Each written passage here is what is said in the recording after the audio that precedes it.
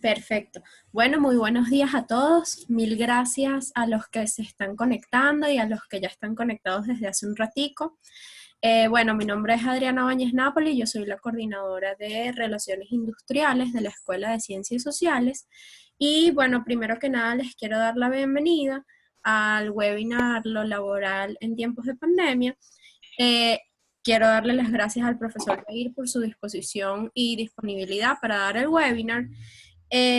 A su vez, quiero explicar un poco cómo va a ser la dinámica. Va a haber una sección de preguntas y respuestas. Allí podrán colocar las preguntas que tengan para hacerlas al final de la sesión al profesor Jair.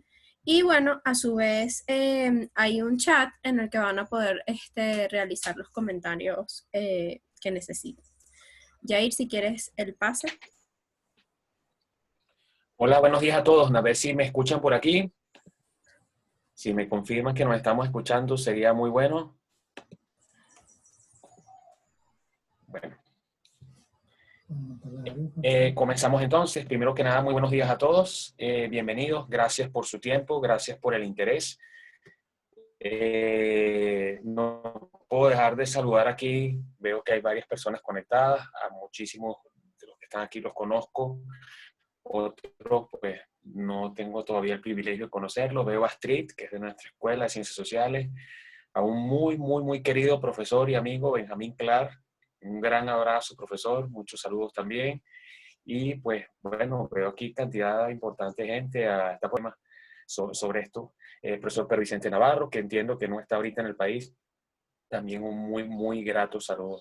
Y todas las personas que se están conectando también, pues bienvenidos. Perdonan que no los nombre a cada uno, pero ya hay varias personas aquí y se nos complica, ¿no? Tenemos un tiempo un poco limitado y creo que el objetivo es bastante ambicioso. Eh, mi propuesta para hacer este webinar, conversado obviamente con Adriana, que me apoyó muchísimo, la gente del CEL también, Rebeca Alegría desde FACE, era un poco eh, tener una visión ya menos instrumental del tema de lo que estamos viviendo con el coronavirus y el impacto laboral, que creo que de eso se ha hablado mucho. Y en mi criterio ya quizás seguir hablando de lo mismo es llover sobre mojado, pero siento como una necesidad muy relevante el hecho de tratar en este punto de pausar, de ponernos un poco en perspectiva también con lo que es la expectativa y todos los temores que actualmente enfrenta la gente que maneja el talento humano en Venezuela frente a la incertidumbre por no solamente el tema de la salud y el tema de salud pública que vamos presentando, sino por las consecuencias económicas y lo que puede ser o no la comprometida viabilidad en cuanto al tema de continuar con estas fuentes de trabajo que hoy van a hacer falta para tratar de salir de esta situación una vez que la parte médica esté ya en fase de control, o sea, ya no estemos en propagación, sino lo que yo les comentaba en otros webinars que hemos hecho, tema de fase de control. Entonces, un poco la pretensión del webinar de hoy es poner ese contraste a la vista entre lo jurídico y lo que es la parte gerencial, tratando de incentivar espacios para que podamos de alguna forma analizar lo que son posibles escenarios de sintonía entre la gerencia de recursos humanos y lo que son las herramientas desde el punto de vista de lo jurídico, ¿no? Entonces, básicamente la propuesta del día de hoy, yo voy a tratar de hablar lo menos posible. Voy aquí activando de todas maneras ya mi mecanismo de recordatorio de que el tiempo se acaba, para que no nos vaya a faltar el espacio y poder dejar todo el tiempo posible para las preguntas que ustedes tengan a bien. Me va a ayudar muchísimo Adriana, que además tengo el privilegio de contar con ella como moderadora, y que además se fajó muchísimo en toda esta fase de, de difusión del contenido y de lo que era el ponernos al día con esto, ¿no? Y sobre la cual está montado el esquema, bueno, la que acabo de mencionar, y desde luego entonces partimos de un planteamiento en el cual me gustaría examinar, por lo menos de los puntos esenciales, esta paradoja que estamos teniendo. También revisar el tema que creo que es importante y que muchas veces no lo tenemos en cuenta, que está asociado con el tema de la obsolescencia jurídica en esta tercera fase. Y ahí tengo pues mis cuestionamientos respecto al efímero de lo descriptivo. Una de las cosas que no es en la misma lectura la que teníamos entre el momento en que se supo que esta enfermedad existía y el momento en el que se reconoció formalmente en Venezuela, que ya tenemos la presencia de esta enfermedad aquí. No es lo mismo ese reconocimiento formal a la fase de propagación, que fue lo que ocurrió entre marzo y abril, y por lo tanto tampoco va a ser lo mismo lo que ocurre ahora entre esta propagación y la fase de control, ¿no? Que es un tiempo un poco más largo.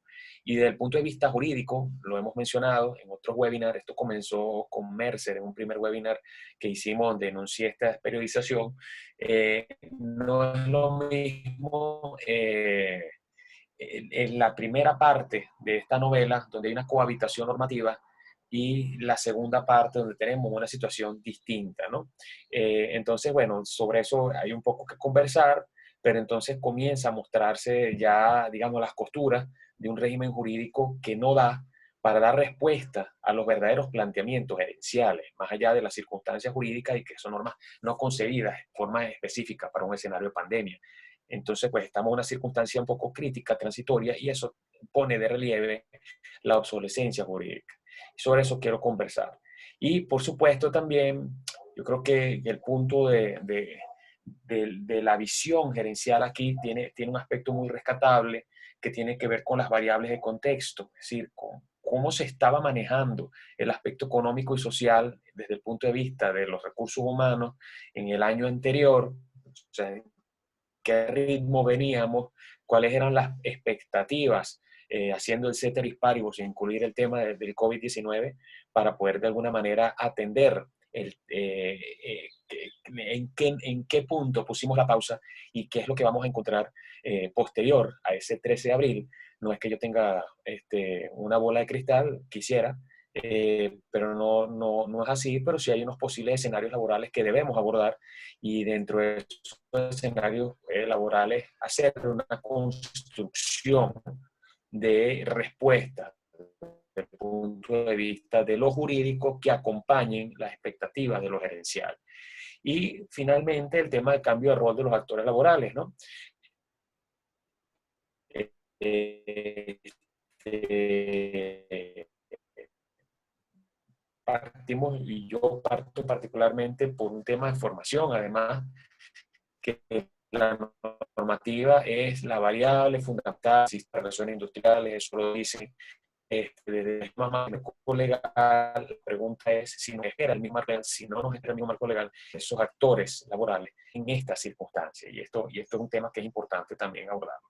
Y bueno, pues finalmente unas reflexiones finales que van más allá de lo obvio. Entonces, esa es la propuesta, digamos, primitiva de este webinar, que creo que lo que resalta desde el punto de vista más relevante es permitirles a las personas que nos acompañan hoy las herramientas para incentivar el debate, para poder lograr que podamos prepararnos a través de otro webinar que se va a llevar a cabo con la Dirección de Posgrado de Derecho de la Universidad Católica Andrés Bello, para comentar acerca de esa parte, ¿no? O sea, después de la pandemia, ¿qué vamos a hacer con la situación laboral del país, ¿no? Que es un poco un tema que también es bastante relevante.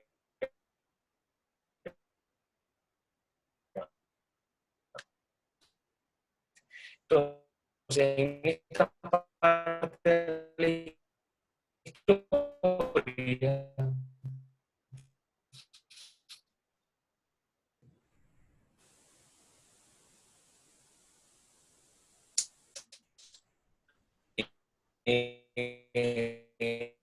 ¿Aló, pueden escuchar?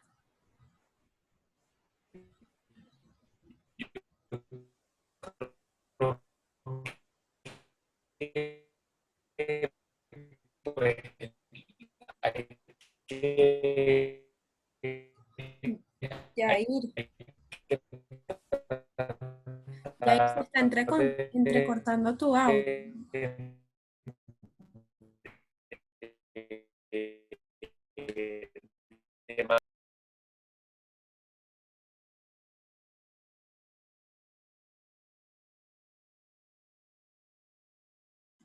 Aló, bueno, voy a consultar con el profe Yair porque debe ser que tuvo algún problema de conexión.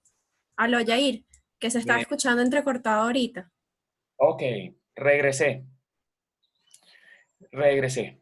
Ok, entonces, volviendo, déjeme ver si perdimos el compartir la pantalla, creo que sí lo perdimos, pero ya lo voy a colocar de nuevo en la diapositiva. Listo. Estamos en el punto en el que quedamos, ¿no? Eh, entonces le decía que de ordinario la visión entre lo jurídico y lo gerencial son visiones distintas de un mismo fenómeno. Lo mismo que ocurre con un administrador, con un contador, con un sociólogo. Cuando abordamos este problema, siempre vamos a tener visiones que son distintas. El tema es que lo jurídico es el marco sobre el cual se desenvuelve el esquema de relaciones de trabajo y por ende de lo que se trata es de lograr esta sintonía.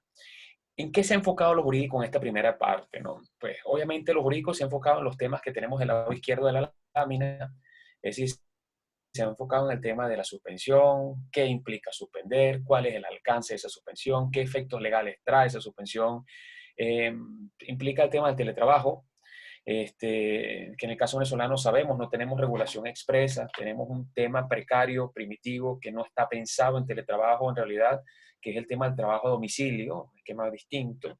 Y tenemos obviamente también el asunto relativo al tema de si el COVID-19 es o no es una enfermedad ocupacional, si hay alguna variación en los efectos de la suspensión derivados del decreto de inamovilidad laboral. En estos días lo conversaba con un colega, no quiero hacer mención allí, pero digamos, este tipo de circunstancias jurídicas. Pero mientras nosotros estamos pensando en esto, desde el punto de vista de lo jurídico, tenemos a los abogados que están en otra nota, es decir, a los gerentes, perdón. Mientras estamos hablando de suspensión, el gerente está enfrascado en cómo hacer para continuar con la prestación de servicio, es decir, cómo hago para que las personas que trabajan para mí puedan seguir prestando servicios para mí, porque además hay un compromiso con su gente. Y eso, pues, desde luego, lleva el debate a otro nivel, porque esto nos supone hacer análisis, incorporar algunos retos, es decir, no es tan sencillo como decir, estás suspendido, te quedas en tu casa, no te pago el salario, o sí te pago el salario, o sí te pago algo que no es salario, etcétera, como el tema de decir, quiero que estas personas continúen prestando servicio, más allá de las circunstancias. Y no todo es llevable al teletrabajo, como ya sabemos. El miedo de querer ir más allá en un sistema laboral como es nuestro, es decir, cuando usted siente que tiene algo de flujo de caja, quiere apoyar a su colaborador, pero entonces luego está el temor de que esto se convierta en salario, el temor de que esto sea un derecho adquirido, el temor que el día de mañana usted no pueda continuar asumiendo este compromiso y se vea inmerso en una serie de vicisitudes desde el punto de vista legal. Y eh, el gran temor, que creo que es el que más están abordando, sobre todo las estructuras internacionales desde el punto de vista empresarial, algunas en lo local también ya lo están haciendo, que es el tema, bueno, y si esto se extiende, ¿cómo puedo mantener el barco a flote? Cada vez que uno piensa en cómo mantener el barco a flote, una de las palabras que sale es el downsizing, es decir, ¿cómo hago para reducir el headcount de una compañía? ¿Cómo hago para que estas personas dejen de prestar servicios para mí en un escenario en el que ya sabemos tenemos inamovilidad laboral? Entonces, y además una inamovilidad laboral, digamos, reforzada, entre comillas, aunque ese no sea el término, pero digamos, ratificada, que fue el término que se utilizó de manera expresa en este escenario, pues que compromete los procesos naturales de toma de decisiones y además en una circunstancia en la cual la Organización Internacional del Trabajo está planteando de manera formal y muy seria que las personas deban continuar preservándose su puesto de trabajo y tratando que tengan un ingreso que les permita satisfacer sus necesidades. Por allí, digamos, va esta paradoja, que es una aparente contradicción, pero que en realidad terminan siendo, y es la conclusión que coloco en la parte de abajo de esa lámina, dos visiones de un mismo problema, ¿no?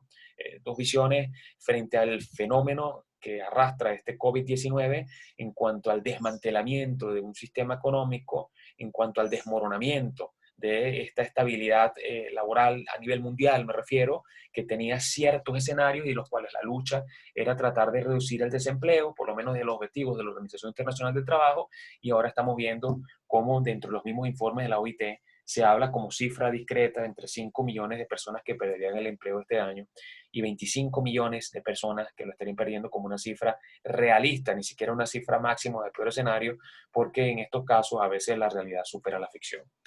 Entonces, desde este punto de vista, eh, ¿por qué obsolescencia jurídica y lo efímero, lo descriptivo, ¿no? Aquí, lo he venido diciendo en otras intervenciones anteriores, en otros espacios, que nosotros en esta fase donde ya tenemos un reconocimiento formal y vamos hacia una situación de propagación, hay una cohabitación que se da entre la norma de rango legal que existe en Venezuela y normas de rango sublegal que existen en Venezuela también, normas técnicas que existen en Venezuela y un nuevo escenario que comprime ahora a través de normas de rango sublegal la presencia de una regulación que va a atender el fenómeno de la pandemia, más no así de manera específica el tema laboral. Es decir, hay alguna mención en alguno de sus artículos al tema laboral, pero fíjense que hasta ahora lo que se había producido era una ratificación de un decreto de inmovilidad laboral que ya teníamos, con lo chucuto que lo teníamos, con todas las limitaciones que teníamos, con los mismos errores de los decretos anteriores, porque en buena parte, para no decir la totalidad, conservó la redacción del texto anterior. Entonces, quizá añadió 3 días más de inhabilidad laboral. La inhabilidad laboral anterior vencía de los 3 años siguientes a la publicación del decreto. El decreto había sido publicado un día 28 de diciembre y pues ahora tenemos una inhabilidad laboral que dice que dura hasta el 31 de diciembre. Pero más allá de esta superficialidad y del contexto en el que se genera, que puede dar lugar a algún debate particular, que no es exactamente el foco del foro, lo que tenemos en la parte de la cohabitación es precisamente esta concurrencia de normas, las que hay unas preexistentes no pensadas para una pandemia y las que hay unas normas que se están produciendo, pero que no son todavía específicas para el ámbito de la relación de trabajo, sino que son generales para atender el tema de la pandemia, y dentro de ellas hay una primera rudimentaria, primitiva, obligación laboral o imposición laboral, como se lo quiera llamar. Pero vamos a una fase en la que ya en la propagación el Estado va a atender o va a tratar de provocar el control. Ya sabemos que eso en Venezuela tiene muchas particularidades. No quiero entrar en ese detalle porque nos tendríamos que tomar 3, 4 horas para poder analizar todas estas variables, pero sí creo que en esta fase está el tema de la consolidación de una normativa específica. Y en ese tema de esa consolidación de esa normativa específica que debe surgir, que va a surgir, que necesariamente tiene que producirse, entonces vamos a caminar hacia unos linderos muy distintos. Entonces, ¿qué pasó en esta fase de cohabitación? Bueno, que en mi criterio, y es por eso el tema del webinar, la orientación jurídica se ancló en el tema de la repetición del análisis normativo. De nuevo, la lámina anterior en la que señalábamos cuáles eran los problemas jurídicos principales que estaban involucrados y allí nos quedamos.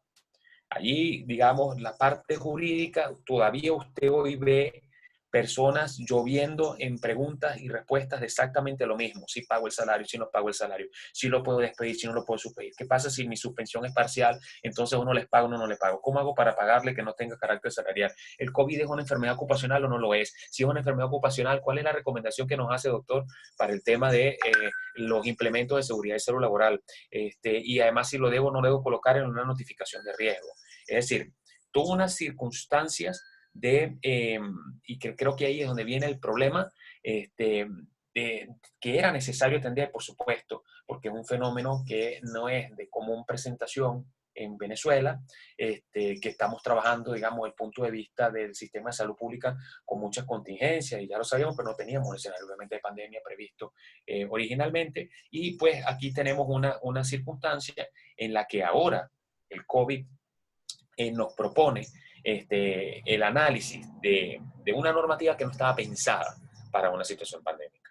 Y en esta consolidación, pues obviamente unos nuevos linderos que van a servir para el marco de un proceso de toma de decisiones. Y pues obviamente, y aquí quizás la reflexión más importante es que la norma ha sido, es y será el contexto del sistema de relaciones laborales. Es decir, sigue siendo necesario que el gerente entienda qué dice la norma, pero esta norma que está por producirse tiene que primero tomar en cuenta estas necesidades gerenciales y en segundo lugar eh, acoplarse dentro de lo que van a ser unas circunstancias que no son las propias de una respuesta tradicional del derecho al trabajo. Entonces ahí pues creo que es donde está el epicentro de la situación que está por producirse o se está ya empezando a producir. ¿Cuáles son las variables de contexto en las cuales venía el tema de la gestión de talento en el año anterior y quizá a principios de este año? Bueno, desde el punto de vista económico tenemos el tema de la hiperinflación, tenemos el tema de la devaluación, teníamos el tema de la escasez, que venía marcando la pauta en lo que eran las estrategias o productos por parte del talento humano para poder resolver los problemas, ¿no? De gestión de talento. Pero también teníamos una circunstancia bastante particular con la regularidad de los servicios públicos y el fenómeno de la diáspora. Y todo esto, pues, impuso para la gestión de talento humano unos retos significativos. En primer lugar, en materia de captación de talento, porque se hacía un escenario bastante complicado, y también en la retención del talento, ¿no? Y aquí hay que decirlo con total frialdad. eh, ya lo que se pronosticaba para este año 2020 era una desaceleración de la curva salarial. Yo no soy experto en salario, pero obviamente por razones profesionales me toca leerme los informes, uno obtiene obviamente informaciones al respecto y digamos lo que estaba empezando a ocurrir era ese fenómeno de la desaceleración de la curva salarial. En los planteamientos corporativos era, bueno, va a ser un año muy complejo, cómo sobrevivir este tema de la crisis, cómo no perder el talento esencial que no debo perder y cómo recortar los costos que debo recortar para poder transitar hasta un escenario que fuese mucho mejor. Y lamentablemente nos toma esta situación, esta turbulencia, y en esta turbulencia toda esta planificación, que ya sabemos que en Venezuela era muy complejo, porque tenemos todas estas variables económicas previas que no favorecían un esquema de planificación, por lo menos no ni siquiera algo pensado más allá de un trimestre. Eh, y por supuesto esto ahora nos estalla, nos pone un nuevo escenario en la mesa y además nos va a colocar en unos retos muy diferentes para la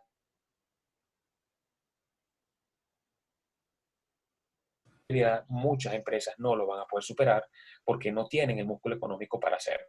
Entonces, es la parte, creo yo, eh, digamos, que no se puede obviar en los análisis que están por venir. Es decir, para mí el tema hoy no es, y lo digo con toda la frialdad, si usted va a poder pagar o no la quincena siguiente, ¿no?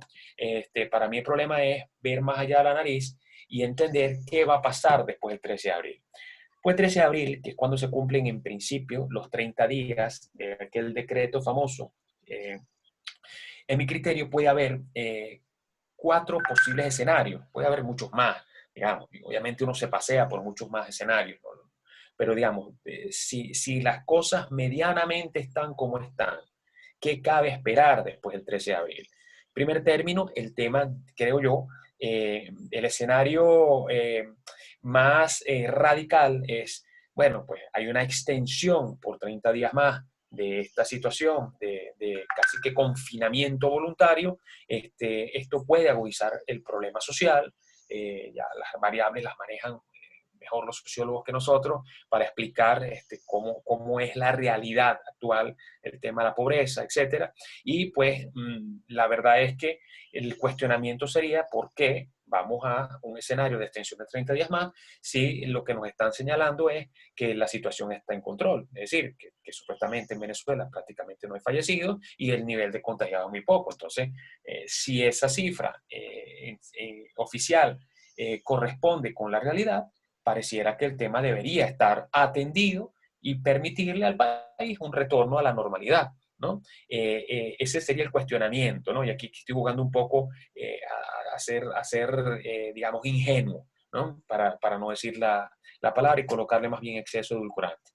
Luego, hay un segundo escenario, dentro de estos 4 escenarios que estamos visualizando aquí en la lámina, en donde podría ocurrir que es una extensión parcial y periódica de periodos mucho más cortos. Esto no generaría, digamos, la misma problemática de reacción social. Es decir, si alguien dice, mira, vamos a quedarnos una semana más, 2 semanas más después del 13 de abril, pareciera que hay una expectativa latente de que el tema está por concluir, ¿no? Desde luego, esto no va a resolver los problemas del escenario en toda su extensión, ¿no? Aquí, ya ustedes lo saben, hay una situación un poco más blanda, pero daría cierto margen de maniobra, ¿no? Para tratar de avanzar, insisto, suponiendo que lo que se nos ha hecho de conocimiento público en efecto coincide con la realidad. Hay un tercer escenario que quizás sea optimista y podría ser un escenario ensayado inclusive después del 13, no es un tema descartable, que tiene que ver con la reactivación parcial y condicionada, y esto pues obviamente involucra a la banca, involucra a instituciones públicas y la revisión de excepciones, porque muy probablemente a priori ciertas actividades no fueron exceptuadas, hay una ley, hay un reglamento que establece los servicios mínimos, que fue, en mi criterio, menospreciado y se hizo un listado, quiero decir, caprichoso, en los mejores términos, de qué actividades sí o cuáles no, es decir, en un sentido muy reducido, y ahora la realidad está imponiendo una revisión de esto. Voy a poner un ejemplo que no tiene nada que ver, pero por ejemplo un taller mecánico. Entonces, si usted vende productos alimenticios y utiliza un medio de transporte para que eso venga a Caracas, usted nada hace diciendo que el transporte puede ir a Caracas si no le garantiza ese transporte que un desperfecto mecánico en ese trayecto puede ser atendido. Entonces, estas actividades que a lo mejor en un principio no eran consideradas esenciales o no estaban supuestas a la excepción establecida en el decreto, aquel famoso artículo que estableció pocas excepciones, pues ahora sí lo va a tener que considerar, ¿no? Y así por el estilo, hay actividades que a priori no eran consideradas esenciales y que ahora, derivado de la prolongación de esta medida, deberían ser consideradas como nuevas actividades que están en el supuesto de excepción. Entonces, esta reactivación parcial y condicionada podría ocurrir después del 13 de abril, y pues obvio que esto es también una maniobra limitada si no se atiende de forma efectiva el problema de combustible, que es una de las realidades que tenemos actualmente en nuestra ciudad, ¿no? Y en todo el territorio nacional, en realidad. Solo que antes ya estaba en otras ciudades, la capital no lo tenía y ahora lo estamos teniendo. Y luego, pues, el escenario más ingenuo de todo, que es que, bueno, pues superamos la crisis de manera exitosa, más nadie tiene ni un estornudo, y por lo tanto podemos ir a una reactivación total. Y yo creo que esto es una situación que ya está por efecto descartada, porque incluso el Ejecutivo Nacional hizo mención expresa a que en materia de educación no iba a haber retorno, o no era probable que hubiese retorno de la actividad escolar en el año, y que la formación debería continuar siendo a distancia, con todas las limitaciones que esto supone en el tema de navegación de Internet, tecnología, etc. Entonces, pues obviamente esto supone unos recursos inexistentes y desde luego, pues un tema de riesgo significativo, ¿no? Ante el COVID, porque esto podría hacer eh, emerger nuevamente el brote, y quizá de una forma mucho más radical, ¿no? Entonces, cualquier escenario de los que están en la parte de abajo de esta lámina, es decir, tanto la R como la T, o sea, la reactivación parcial como la reactivación total, son escenarios, en mi criterio óptimo, poco probables. Cualquiera de los escenarios que estén arriba pareciera ser probables, ¿no? Hay gente aquí jugando a inventar, no, yo escuché que lo van a poner por 30 días más, bueno, porque básicamente te leíste la Gaceta y alguien te hizo un comentario, pero no porque en efecto haya ya una decisión en principio que haya sido tomada, en particular porque por lo menos si lo ha sido tomada, no lo han hecho de manera pública, el conocimiento para todos nosotros. Quiero pensar que lo más probable es que nos estemos bandeando entre la P y la R. Es lo más probable que ocurra. Es lo más probable que ocurra. Y en esos escenarios, entonces, las respuestas jurídicas son muy particulares porque va a depender de si es P o si es R, qué se va a hacer con las empresas, ¿no? Y qué se va a hacer con las personas que prestan servicios en esas empresas, ¿no?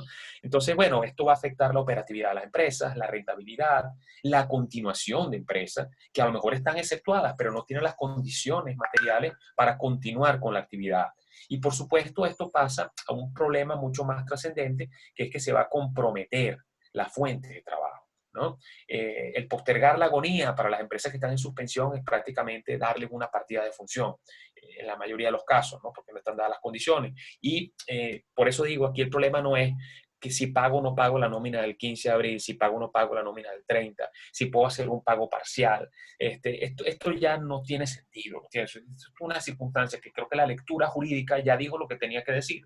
Ya es llover sobre mojado, y ya lo que está en una fase de ejecución, donde lo que está en juego es la preservación de empleo, donde las personas deberían tener un ingreso que les permita cubrir sus necesidades y pues obviamente sea o no sea salario, tenga o no tenga consecuencias los pasivos laborales. Es decir, aquí las recetas van a tener que romper estos grilletes del enfoque tradicional, y donde la distancia entre el punto de partida en el que vayamos a podernos colocar cuando esto pase y la efectiva recuperación del país es lo verdaderamente importante. Y por lo tanto, tanto la normativa debe cambiar como el comportamiento de los actores debe cambiar, y por supuesto todo esto se teje en una situación donde esas paradojas entre lo jurídico y lo gerencial no pueden seguir estando divorciadas, ¿no? Eh, Finalmente, ya para cerrar, eh, me queda un poco de contenido aquí que tiene que ver, bueno, pues con el cambio de rol de los actores. Y la pregunta es, ¿va a ser dentro del mismo marco normativo, sí o no? Mi expectativa particular, pero aquí les hablo con la bola de cristal, porque obviamente nadie en este punto tiene cómo hacer algo de otra manera, es que sí va a haber cambio normativo. Es decir, no creo que vaya a haber cambio en la ley orgánica del trabajo ni nada de estas cosas. Sí, va a surgir un elenco de normas que van a atender de forma especial la circunstancia que estamos viviendo desde el punto de vista de las relaciones laborales, posiblemente con o sin cambio de pauta normativa. Pues va a haber un recrudecimiento de este manejo por parte del Estado, el esquema de relaciones laborales. Es natural que el Estado, ante la inminente circunstancia en la que se comprometen fuentes de trabajo, va a reaccionar, y la reacción no va a ser una reacción flexible, ¿no? Tenemos el caso, pues obviamente, de que el empleador va a tratar de agotar todas las vías para tratar de preservar la empresa, y a través de la preservación de la empresa, pues obviamente la fuente de trabajo, y a través de la preservación de la fuente de trabajo, la mayor posibilidad que el trabajador perciba algún tipo de ingreso en esta fase en la que estamos actualmente. Y pues obviamente el trabajador también va a luchar por preservar el empleo, y también porque el impacto de todo lo que está ocurriendo en su ingreso sea el menor posible.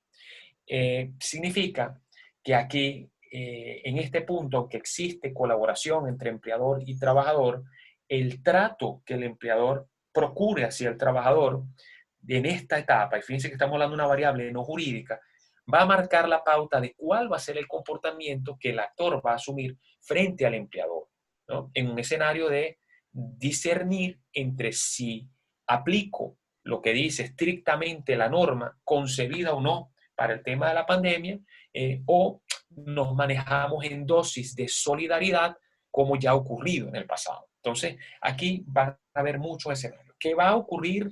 ¿Cierre de empresa fraudulento? Yo quisiera pensar que no, pero el escenario está ahí, porque ocurrió también con el paro petrolero.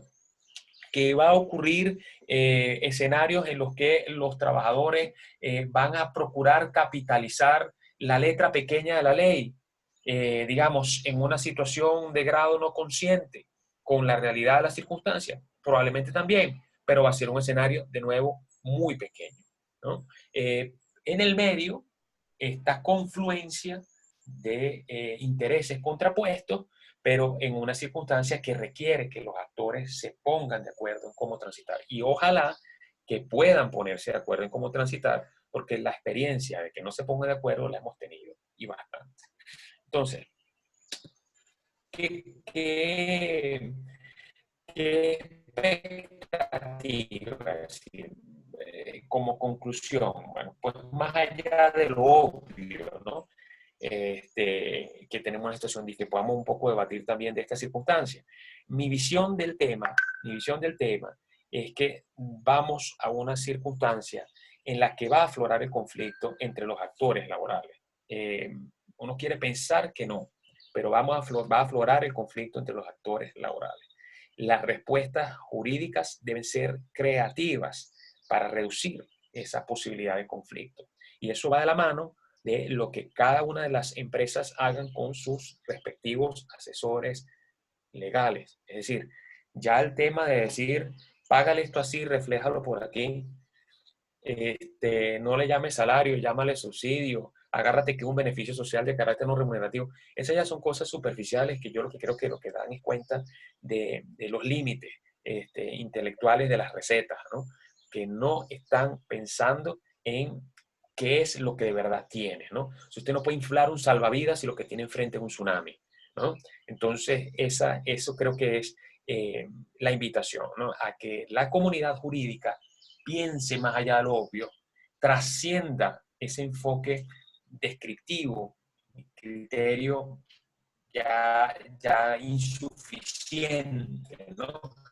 Por lo efímero para poder dar respuesta a los planteamientos, porque la realidad de las circunstancias nos está exigiendo una visión distinta.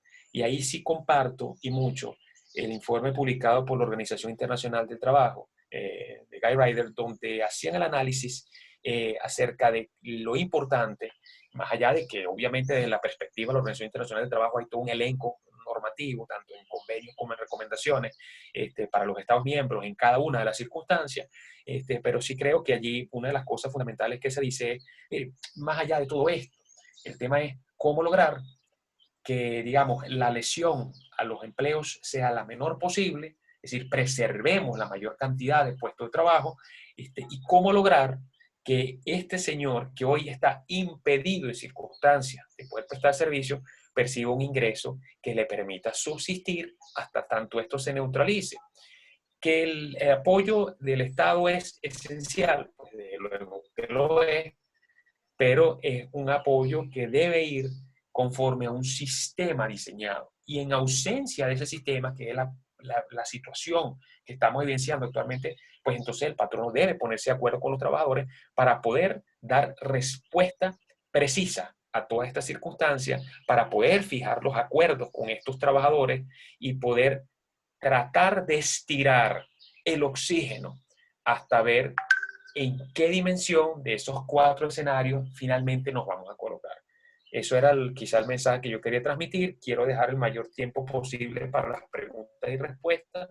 Entonces, pues ya cumplido 38 minutos, dejo que las personas que a través de Adriana ya han formulado alguna pregunta en el chat quieran participar, los escucho, por favor, y aquí estamos para debatir, ¿no? Entonces, Hola, Yair. Mira, por acá tienes una pregunta que dice, ¿puede un trabajador negarse a realizar un viaje de trabajo por riesgo a ser contagiado? sí, sí lo puede hacer. A ver, la pregunta es, y aquí vamos al tema normal, ¿no? ¿Cuál es la respuesta que está en el cascarón, ¿no? La que está ahí recién salida, ¿no? Eh, Cuando uno echa mano a la normativa vigente en materia de seguridad y salud laboral, hay un deber del patrono por garantizar que el trabajador en la prestación de servicios no comprometa su salud, ni su vida, ni la de las demás personas que prestan servicios en esa entidad de trabajo. No quiero hablar del caso de un viaje en particular, porque ni siquiera sabemos en qué términos se va a dar ese viaje, ni para dónde lo piensa hacer, porque además en este momento creo que el tema de la circulación terrestre en Venezuela es bastante restringida, no solo por la escasez de gasolina, sino por las distintas medidas que se vienen tomando. Quiero pensarlo en líneas generales, incluso el ir a prestar servicios al centro de trabajo. ¿Podría un trabajador considerar que está expuesto a contraer una enfermedad que sabemos tiene una tasa de mortalidad que ya supera el 5%, aunque se nos había hablado originalmente que era el 2%? Entonces, en mi expectativa, la norma sí permite, no solamente al trabajador, sino al delegado de prevención, incluso llevar la paralización de las actividades, ¿no? ¿Qué pienso yo?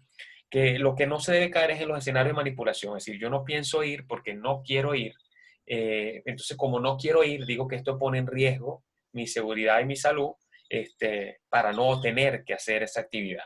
Eso es una realidad. Pero si en efecto existen circunstancias comprobables que permiten demostrar que el trabajador queda expuesto al riesgo de contraer el COVID-19 por ejecutar la función que le está pidiendo el patrón o el empleador, en efecto el trabajador podría negarse. Ok, perfecto. Aquí hay otra pregunta y dice, ¿el tiempo de la suspensión se computará para el cálculo de futuras vacaciones y utilidades? Ajá, muy bien. No sé quién pregunta eso. Hace días lo estábamos Frederick hablando, Cabrera. Frederick, mi amigo Frederick. De hecho, hace días estábamos hablando de ese tema. Eh, hace días hubo un foro en el cual estaba un amigo común que es el doctor César Augusto Carballo Mena. Además, en mi criterio, uno de los mejores laboralistas que ha tenido Venezuela. Eh, ¿qué, qué, ¿Qué surgió de la explicación de César? Bueno, lo que siempre se ha conversado respecto de el tema de la suspensión de la relación laboral y los cambios que se suscitaron con ocasión Está cortándose el audio ya. de la Ley Orgánica del Trabajo del año Ya. 2012. ¿Aló? Esta ley tiene la particularidad, eso lo hice yo a propósito para no responder. No, mentira. Sí, ¿me escuchan? Sí, ahorita sí. ¿Aló? ¿Aló? ¿Pueden escuchar al profesor Jair? Voy de nuevo. Entonces, volvemos entonces. Entonces, esta ley, si alguien lo escucha, bueno, si es general, entonces es un tema a través de conexión, ¿no? Si no, ese comentario, o mejor dicho, César afirmó un criterio que además yo comparto, que en efecto la respuesta es que sí se computa para la antigüedad del trabajador o la trabajadora. Es decir, hay una ficción legal en la ley que colocaba esto para el trabajador embarazado, la trabajadora, mejor dicho, embarazada, y pues por supuesto era un supuesto de ficción legal por protección especial, lo que llaman una discriminación positiva. Y entiendo que la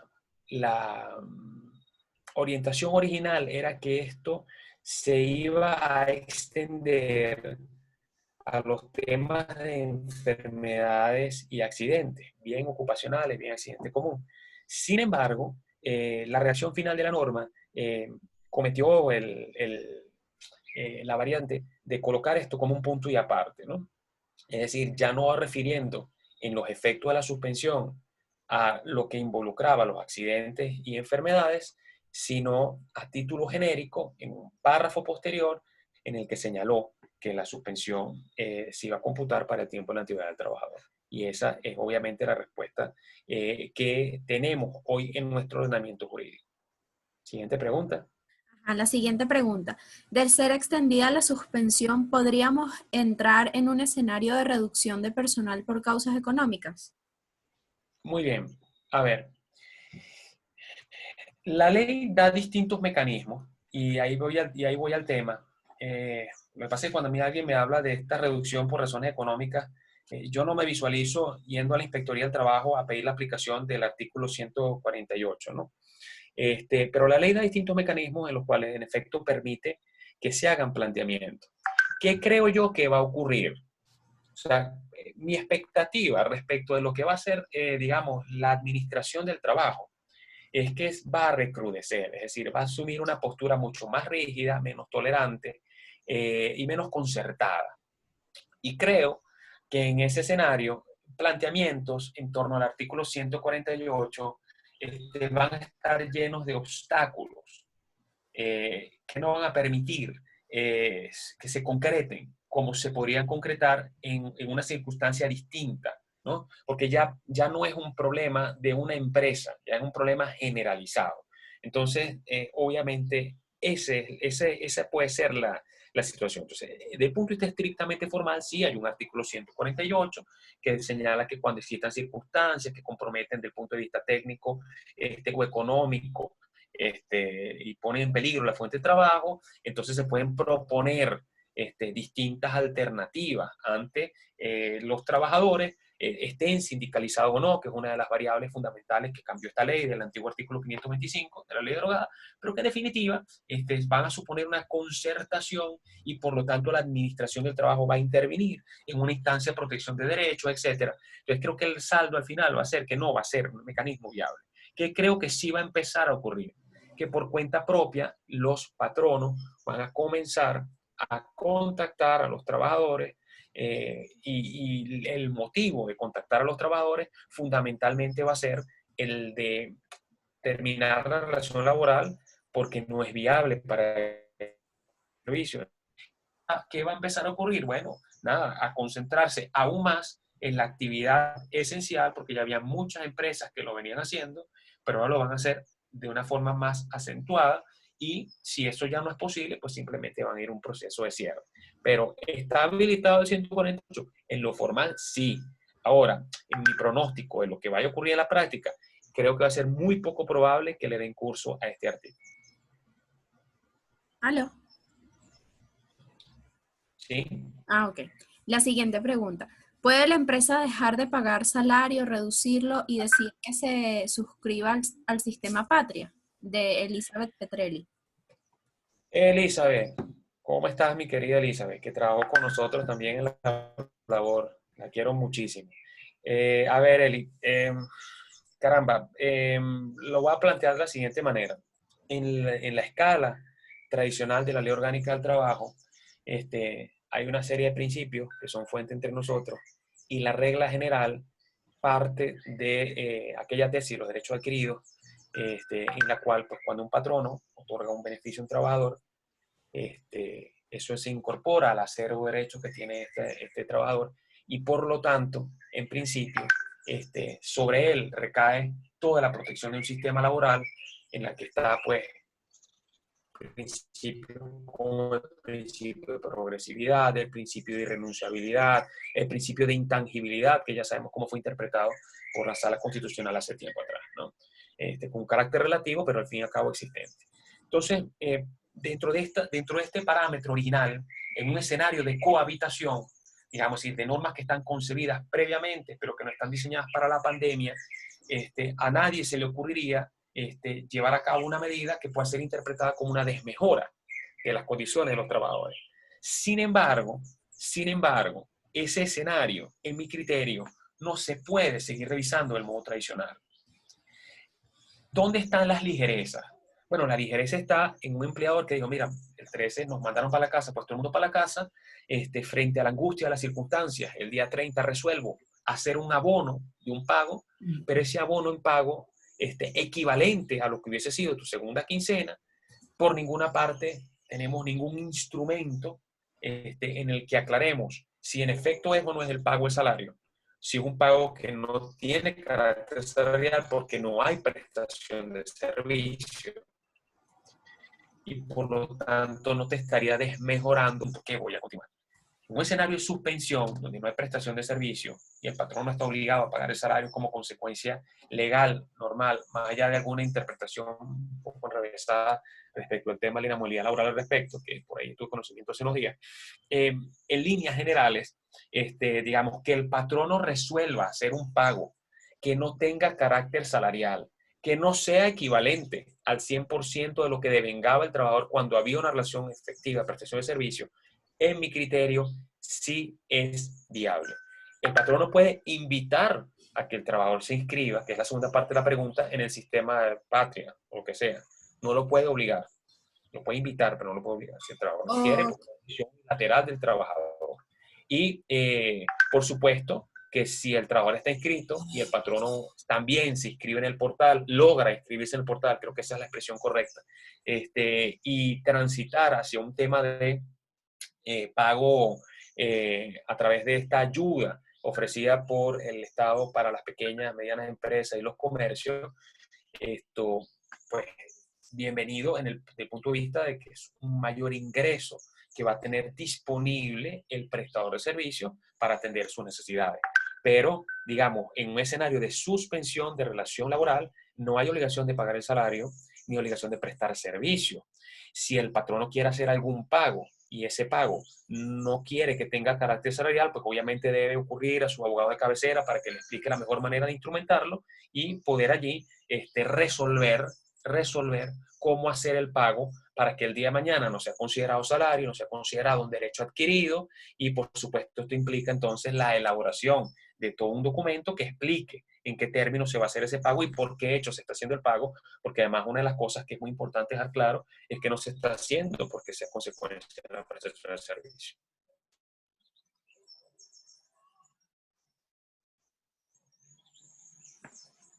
La siguiente.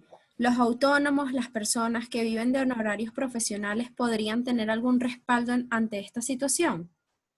El que le dé el Estado, porque el que trabaja por cuenta propia sabe bien que el esquema, salvo que haya estado cotizando al Seguro Social como trabajador independiente, es que él está al margen de la protección del derecho al trabajo en prácticamente todos los escenarios. Entonces, este tipo de situaciones, o sea, él no tiene un empleador a quien pedirle o exigirle el cumplimiento de ninguna obligación. Creo que ahí, fundamentalmente, si esta persona digamos, no está en una relación de dependencia, de subordinación, un régimen laboral reconocido en los términos concebidos en la Ley Orgánica del Trabajo, no hay a quien exigirle esto que no sea el Estado, y por lo tanto la ayuda que el Estado está planteando es una ayuda a través de un tema de un carnet, a través de un registro, un sistema digital. Eso es la única circunstancia que tiene, amén del sistema de seguridad social, que ya sabemos en las condiciones en las que estamos. Perfecto. Perfecto. De Elizabeth Petrelli, si la empresa tiene trabajadores outsourcing, ¿puede prescindir de su servicio?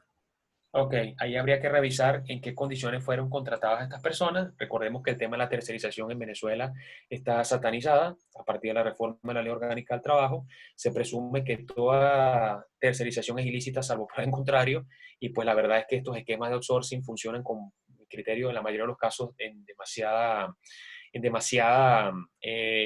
cuerda floja, para decirlo de la forma más bonita o gerencial, porque desde el punto de vista de lo jurídico, la mayoría de estas empresas están haciendo una actividad que en mi criterio puede ser considerada ilegal, ¿no? Entonces, habría que revisar el documento para poder saber exactamente qué está ocurriendo, pero en los casos en los que está permitido la tercerización por ser considerada lícita, hay que ver en qué términos se pactó ese acuerdo de tercerización para poder saber si se puede o no prescindir del contrato. Ok. Bueno, Corina Castro pregunta, ¿qué medidas pudiera tomar el Estado y el patrono que se han sido medidas efectivas en otros países? Bueno, el punto de partida, Corina, un abrazo grandote. Corina también, estudiante de Relaciones Industriales de UCAP, graduada, muy buena profesional. Eh, el tema, Corina, fundamentalmente es que, wow, ¿cómo lo pongo? Lo principal, que es lo que tiene que ocurrir, es lo que nos ha venido recalcando la Organización Internacional del Trabajo. Nosotros estamos en un esquema donde el diálogo y la concertación social, bajo un reconocimiento tripartito, es esencial para poder fijar líneas de acción común entre los distintos actores del sistema de relaciones laborales. Entonces, lo primero, la primera medida es que puedan sentarse trabajadores, empleadores y gobierno. Si eso ocurre, entonces hay una triple dimensión de un problema y por lo tanto, bajo un escenario profesional de cómo alinear esos intereses que están contrapuestos, llegar a un mínimo común a partir del cual se pueda construir un recetario. ¿Hay medidas efectivas? Bueno, ya hemos visto en Europa hay países donde no está permitido el despido por razones económicas. Nosotros ya tenemos una movilidad laboral aquí, pues esto no era necesario. Sin embargo, tuvimos ya una ratificación de una movilidad laboral. En el caso chileno están pagando una proporción del salario, no el 100% del salario, pero lo están haciendo, entiendo, sobre la parte fija del salario. Ahora no recuerdo, pero fue la información más reciente que tuve, no sobre la totalidad. Entonces, estas personas que devengaban comisiones o salario variable, que era el verdadero componente principal de su compensación, están resultando afectadas. Pero además, el Ministerio de Trabajo de Chile emitió 3 dictámenes bastante importantes, ahora recién en el mes de marzo, sobre el tema del COVID-19. Creo que son importantes porque por lo que aportan desde el punto de vista de lo jurídico a la materia laboral, es un tema muy, muy bien elaborado, pero además porque tienen una serie de situaciones contundentes, lo mismo Colombia, Perú, es decir, sí hay experiencias en otros países que se pueden incorporar, pero que requieren del examen de la viabilidad. Porque lo otro es copiar y pegar una norma que viene de fuera y tratar de aplicarla a un sistema normativo que tiene características particulares, ¿no? Nosotros ni siquiera nos pudimos alinear con Mercosur, mucho menos hemos tenido una normativa laboral que sea, digamos, compatible con parte del recetario disponible actualmente.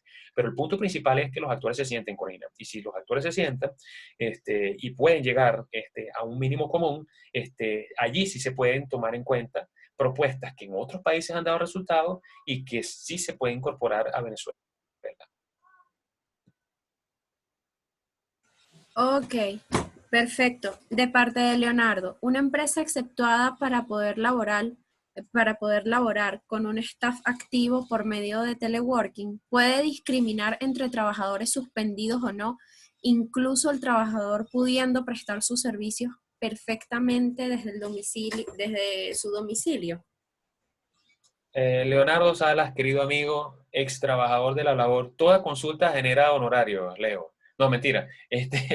Leo, mira, para decirlo mal y rápido, en algunas circunstancias sí podría, si la causa de discriminación es objetiva y verificable, sí.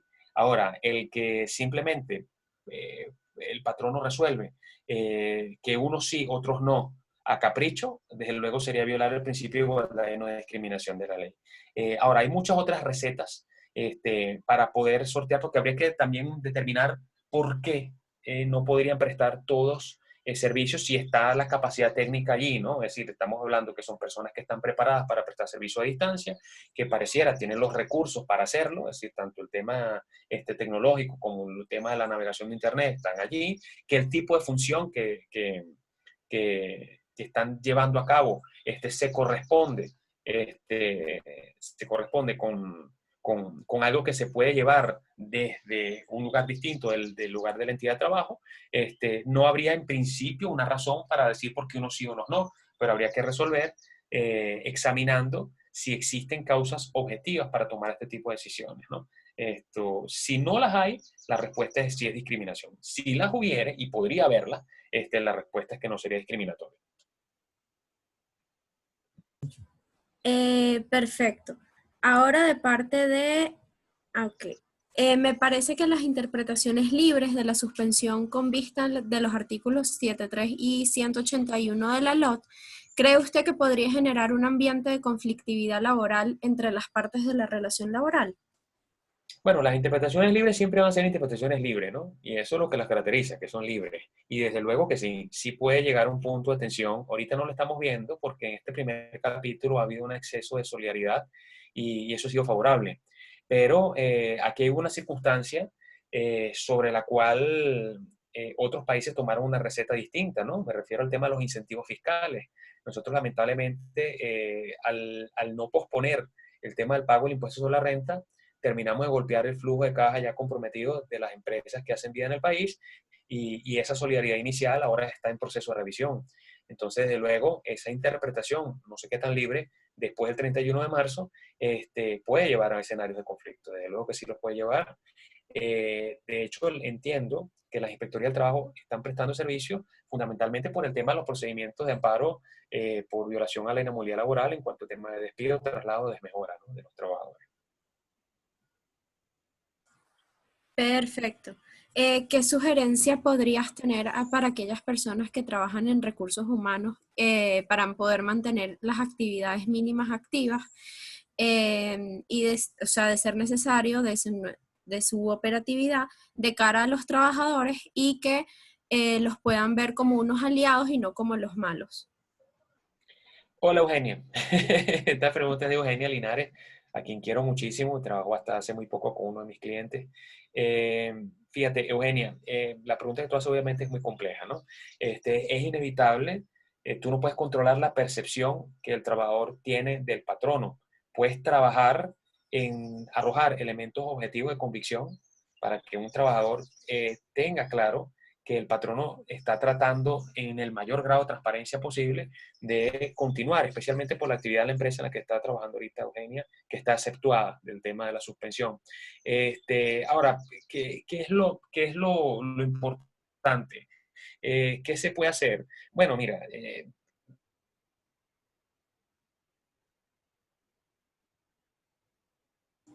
Aló, Yair, ¿escuchas?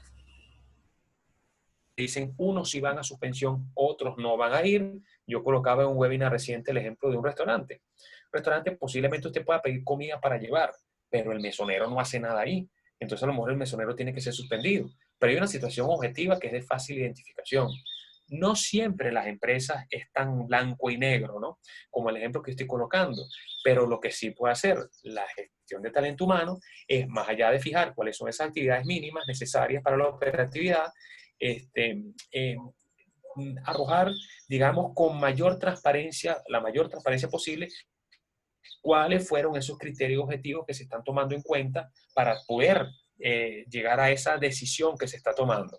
No va a disminuir el grado de angustia, no va a disminuir el grado de incertidumbre. No es que el trabajador no entiende, es que muy probablemente la respuesta que está recibiendo no es la deseada. Entonces, porque de alguna forma lo perjudica, lo afecta, etcétera. Pero obviamente va a depender de cómo has construido en esa gestión de talento la confianza para que ese trabajador, digamos, se entregue a una realidad que se nos impone a todos, y albergue, digamos, dentro de su anhelo, el que esta situación va a recorrer la normalidad y que la empresa está haciendo lo correcto para poder ir transitando las distintas etapas que estamos viviendo.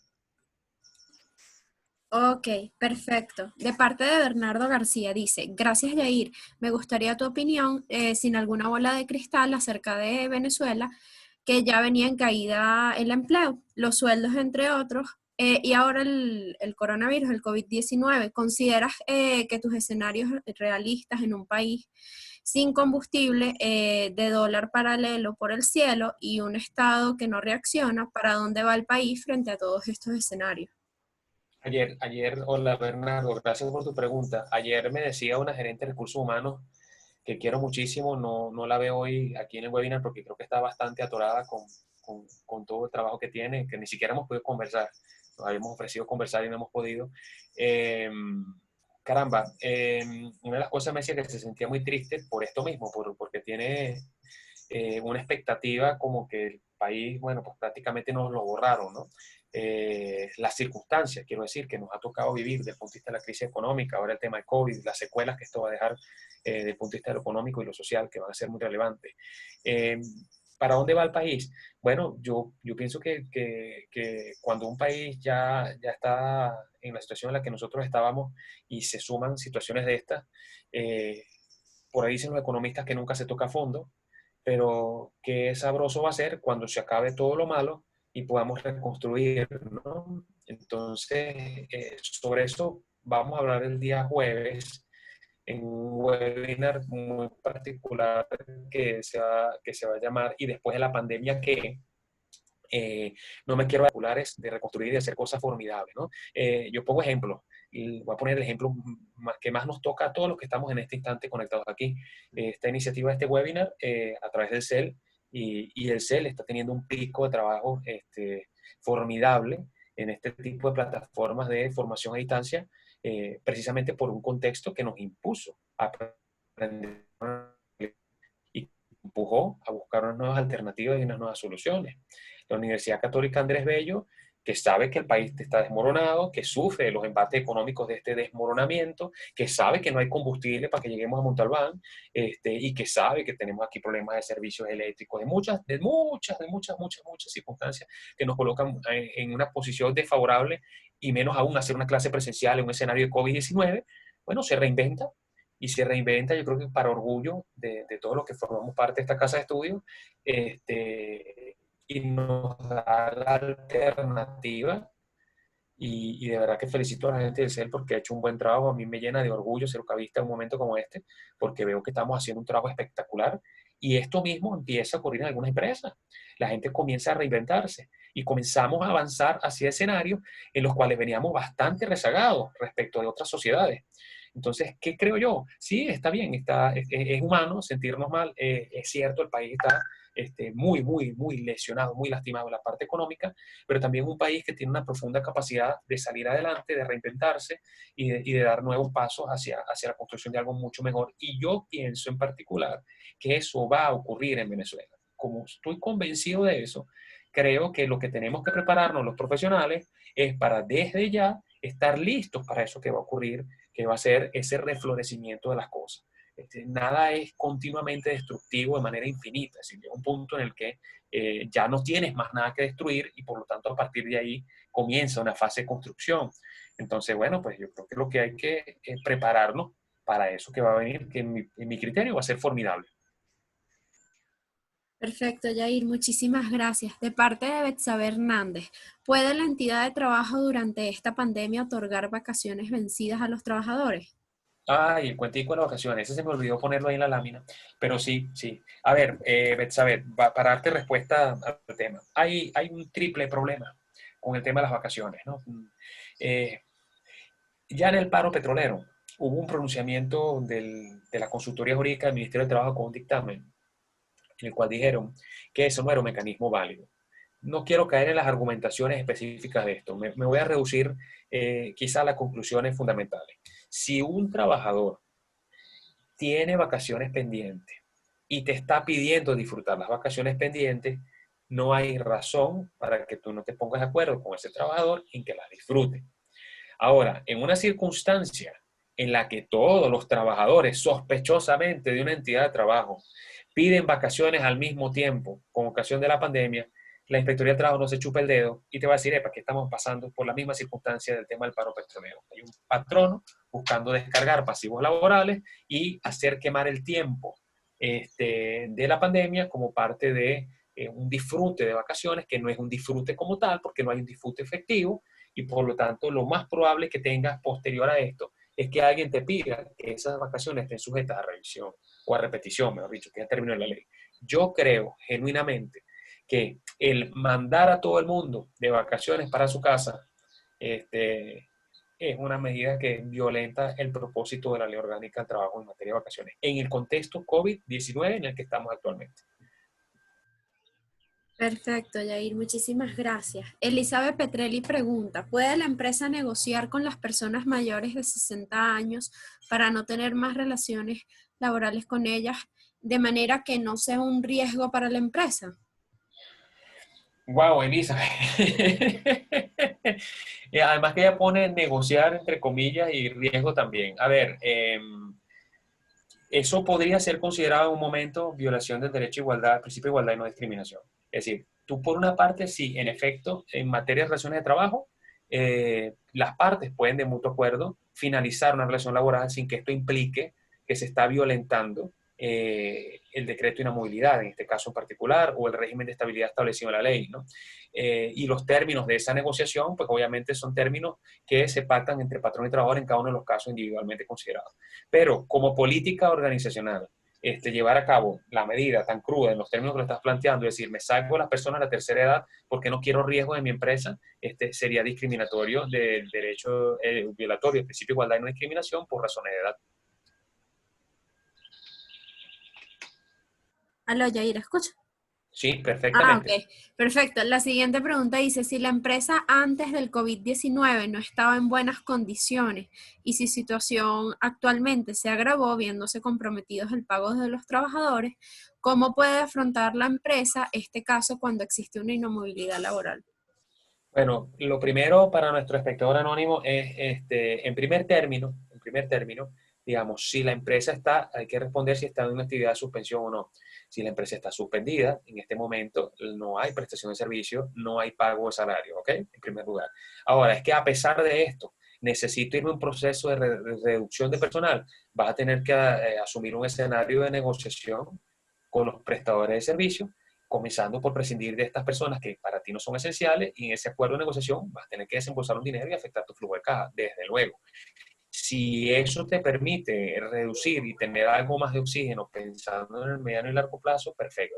Ahora, si eso hace que es inviable la continuidad de la empresa y simplemente vas a transitar a un escenario de finalización de la actividad organizacional, entonces pues probablemente te coloques en un escenario en el que vas a ir reñido con el artículo 149 de la ley y podrías estar entonces en una circunstancia en la cual el Estado vaya a tener un rol protagónico en lo que es regir el destino de esa organización a través de los trabajadores en el mediano o largo plazo. Entonces, volviendo al tema fundamental, o sea, ¿qué hago con la inamovilidad? Bueno, muy complejo qué hacer con la inamovilidad.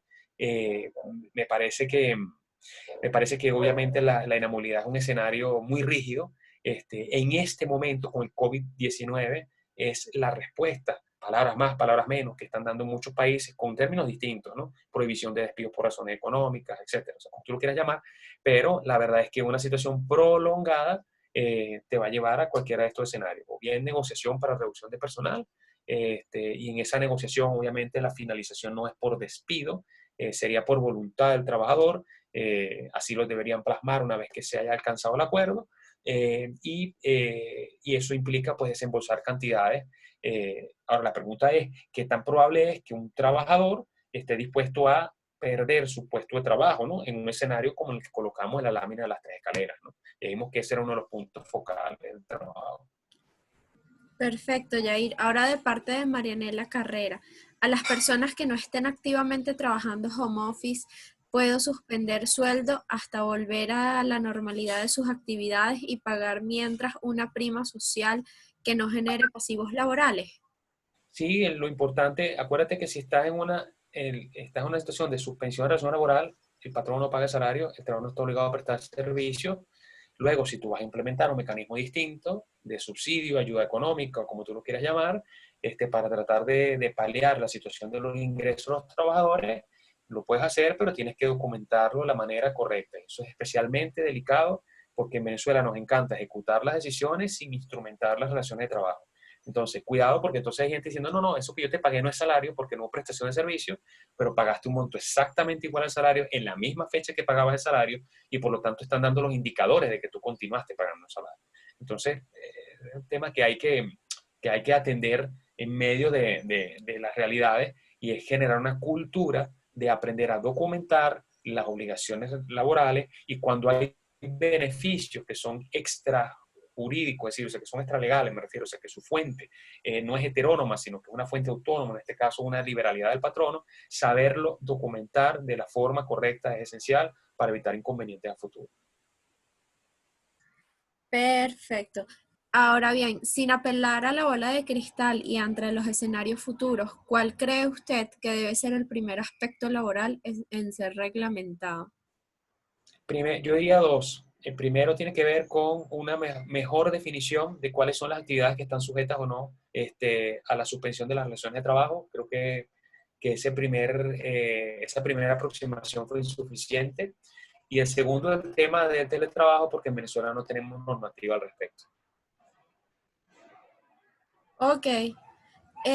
Fátima Damata pregunta, ¿puede aclarar si alguien que estaba de vacaciones antes de la declaración de la cuarentena social se le interrumpe o se le debe interrumpir esas vacaciones?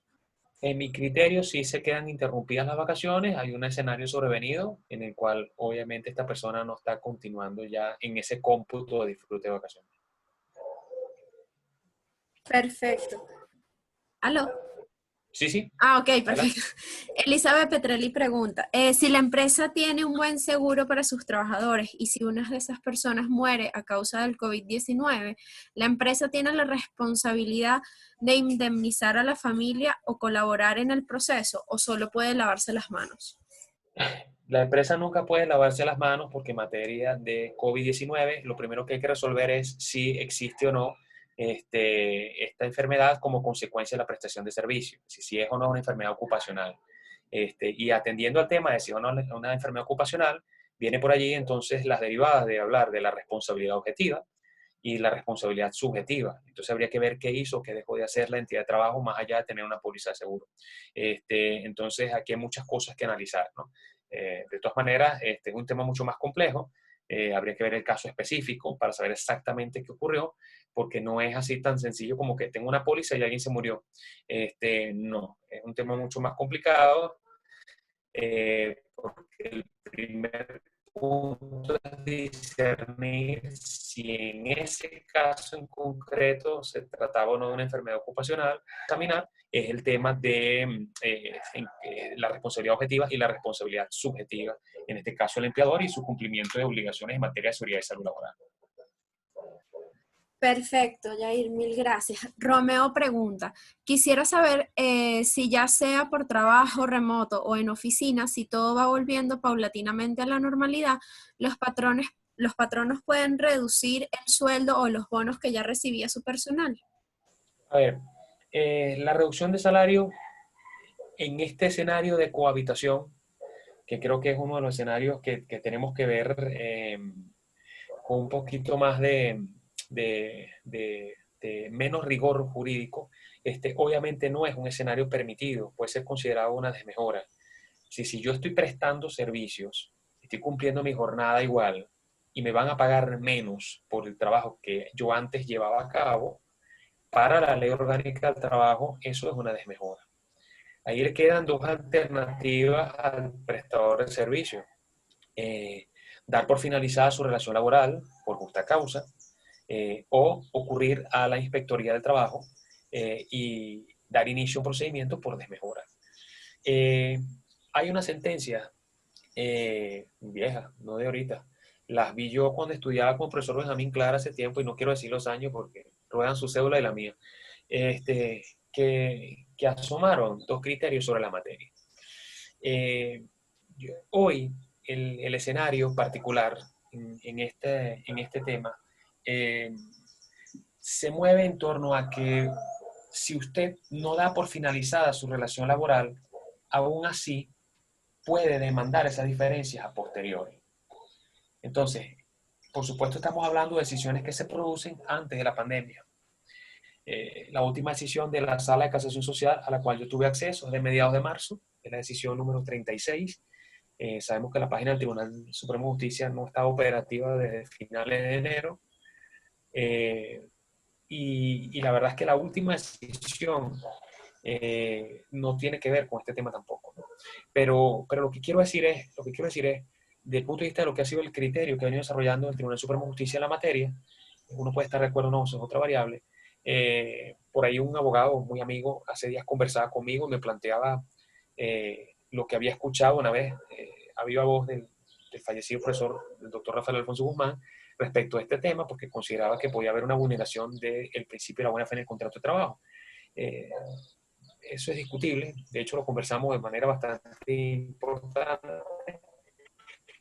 pero lo que sí les puedo decir es que en mi criterio en particular, ¿puede dar por finalizar su relación laboral? Sí, exigiendo el pago doble, suponiendo que en efecto es una genuina desmejora.